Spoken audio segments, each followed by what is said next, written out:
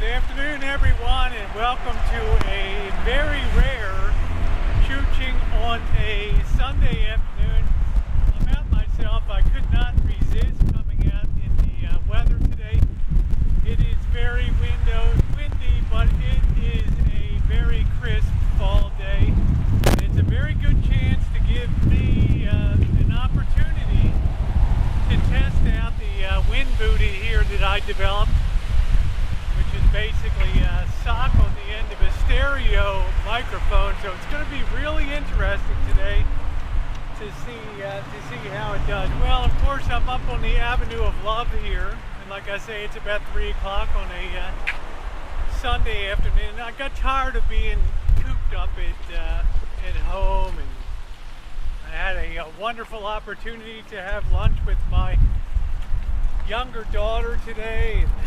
She's doing great. It just really put a smile on my face to be able to spend some time and talk about college sports and stuff like just stuff that we always enjoyed doing. And if you've never had kids, you know, when you watch them grow up and they move on with their lives, you're of course very happy, but a part of you is always, you know, you keep harkening back. You always think of them as little kids, and you never think of them as a grown woman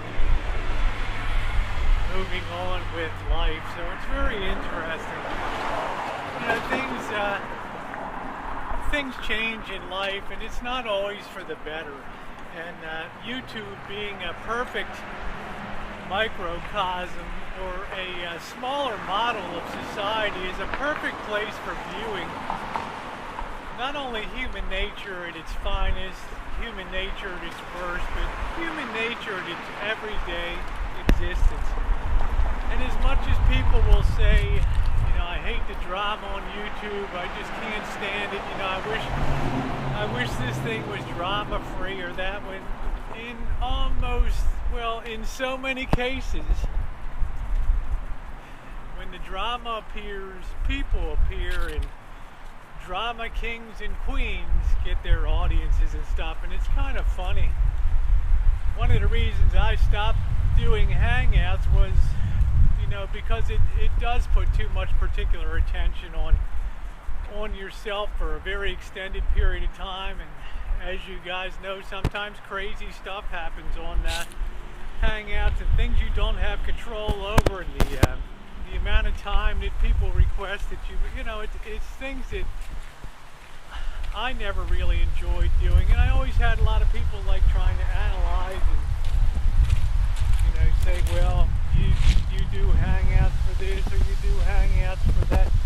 I did Hangouts for one reason only, and I go on Hangouts for one reason only, and that's because I love to run my big mouth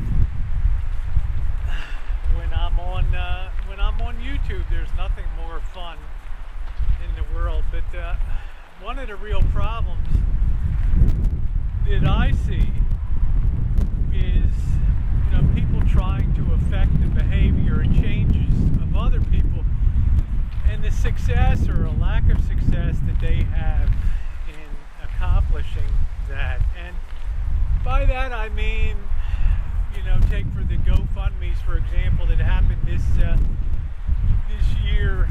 We all go into GoFundMes with the greatest expectations that lives will be changed, because we take people on face value that in so many ways they want to change.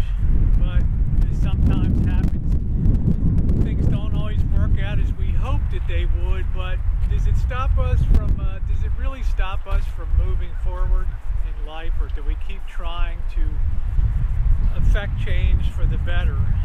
And a corollary question of that is, if we want change and we want somebody to change, then what's it going to take to make someone change?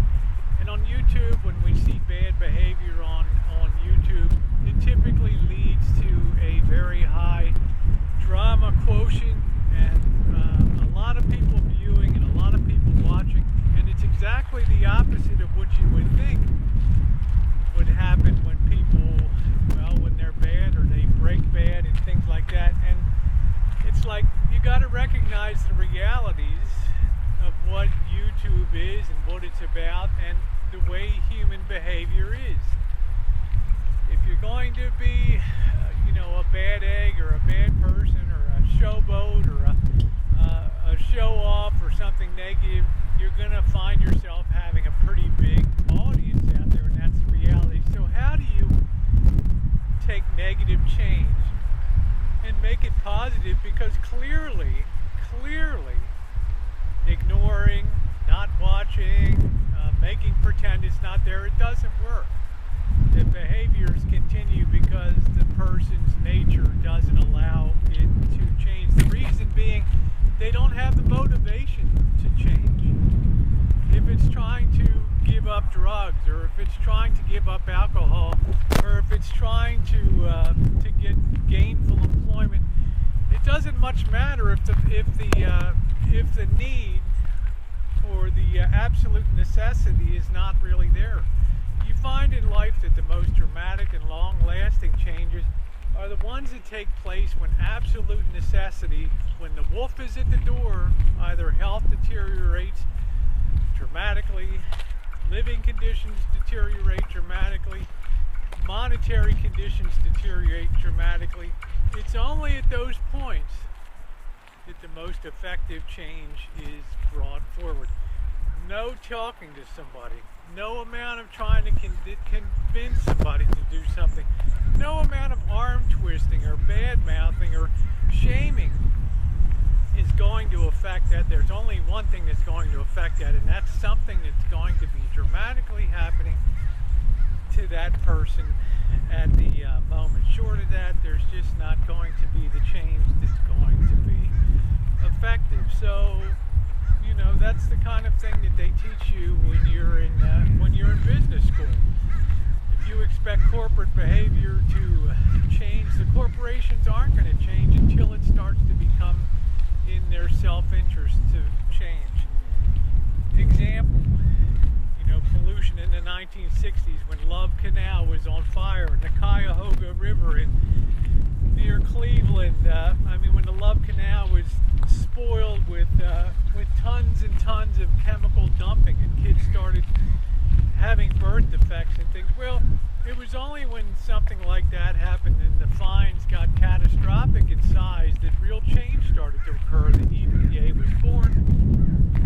And corporations suddenly found it in their self-interest to clean up their act or else pay fines that in many cases in legal settlements that could put them out of business. In other words, shaming them doesn't work, telling them they're bad corporate citizens doesn't work, but hitting them in the pocketbook, that's what hurts, because that's the prime directive of a corporation, is to maximize its profits. So how do you affect change when there's somebody on YouTube that you perceive to be a bad player on there?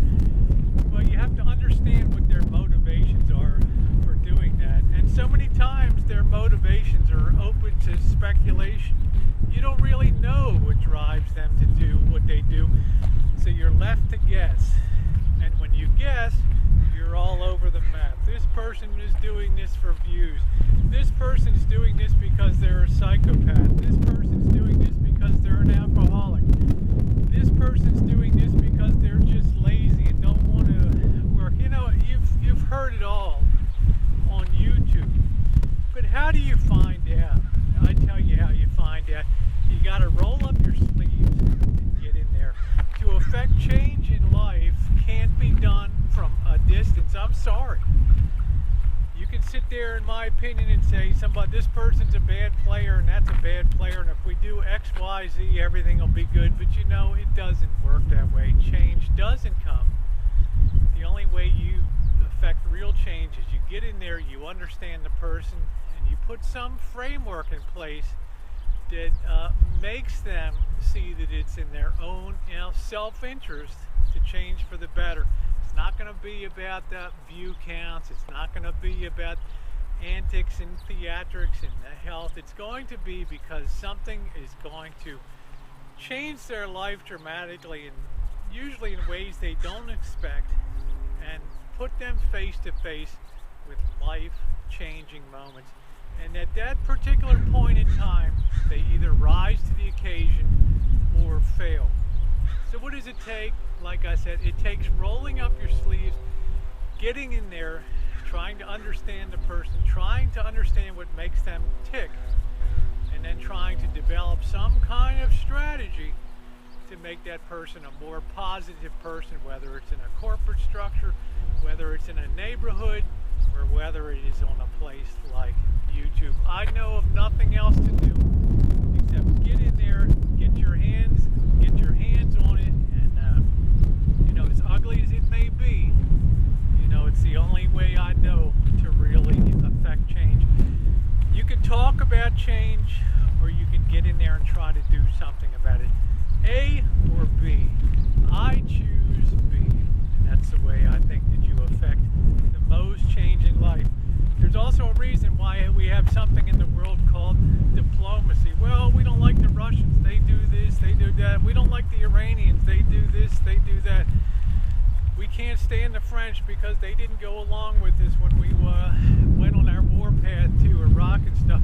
But, at the end of the day, you still have to talk, and you still deal, and you still have as a goal to have everybody get along.